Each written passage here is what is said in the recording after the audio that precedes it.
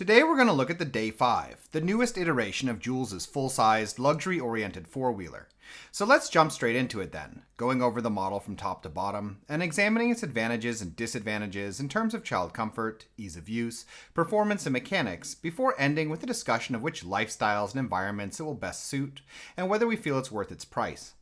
And beginning with some stats, the Day5 clocks in at 12 kilos and folds down to 83 by 60 by 46 centimeters with the seat attached. It can take 22 kilos in the seat and 10 in the underslung storage basket.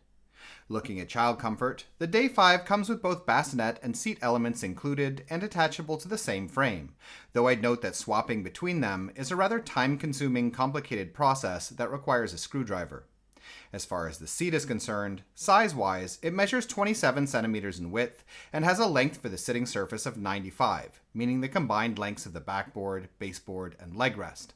The leg rest can be folded down, providing an extra 10 centimeters of legroom down to the front frame, though there's no real footrest here, and the canopy is also flush with the seat back, which may affect headspace for older toddlers.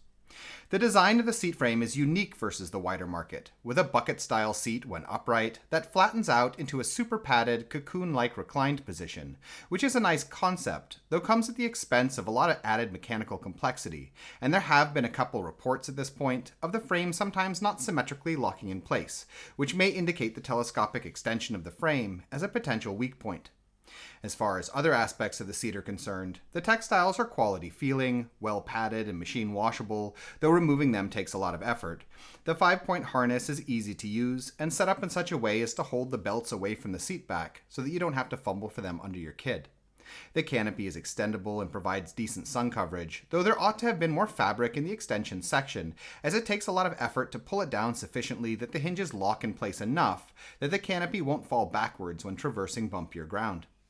As far as the bassinet goes, it's generously sized, has good padding and ventilation, both in the hood as well as lower at the head and via a lattice-like baseboard, and is handy to remove from the chassis via a lever on the underside.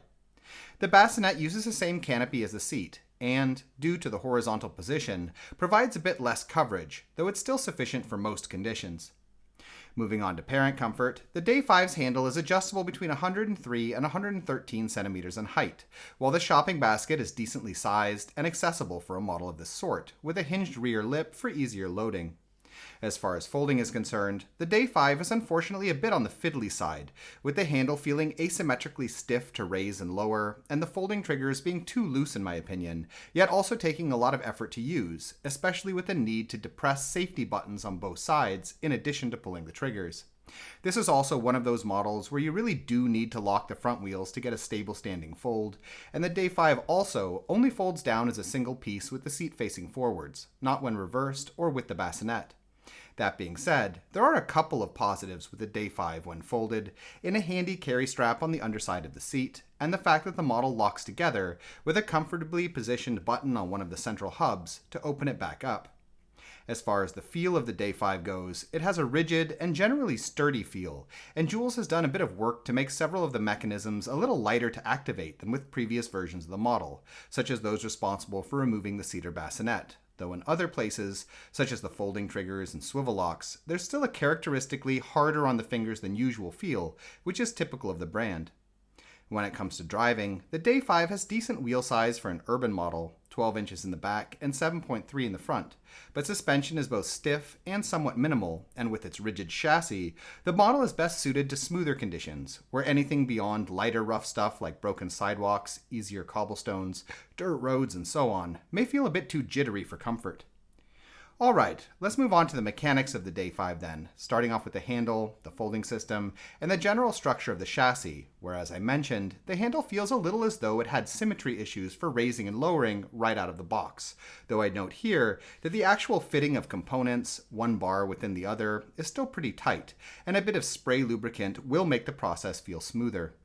As far as the fold is concerned, the loose triggers, combined with how much resistance there is when pulling them, is potentially a problem area, and one that I hope they'll fix when updating the model, though the rest of the folding system is quite solid and well fitted, and has relatively simple internal components.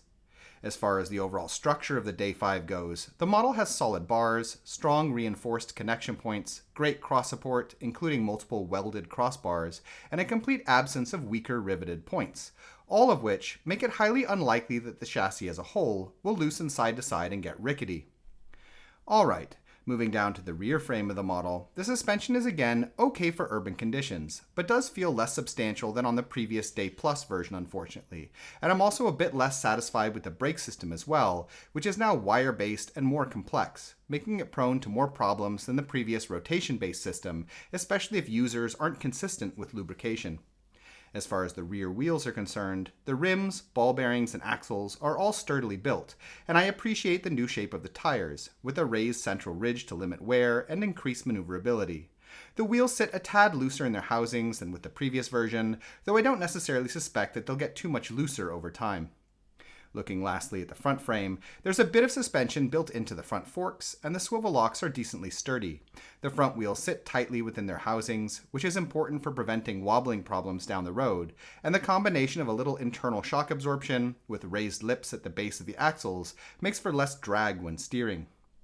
So, would I recommend getting the Day5 then? Unfortunately, I have to downgrade the Day to the Maybe class with this iteration, as, though it does have a few advantages with the cocoon-like recline of the seat, its sturdy-feeling chassis, and the 10-year transferable warranty that comes with purchase, there are also negatives that make it less appealing on the current market than the Day Plus was when it was released. In particular with the Day5's fiddly fold, the more mechanically complex seat frame with the potential for developing problems, the frustrating process of shifting between the bassinet to the seat, where the bassinet could probably have been left out for a reduction in price in my opinion, since I'm willing to bet that the seat recline is newborn acceptable anyway, and the reduced shock absorption, which really impacts the value of models of this size in comparison to other options out there. All of which need to be judged against a $1,400 price tag, where, with its limitations as to ideal use, more or less just for getting around on foot in smoother cities, there are frankly a few arguably stronger competitors on the wider market whose prices are lower.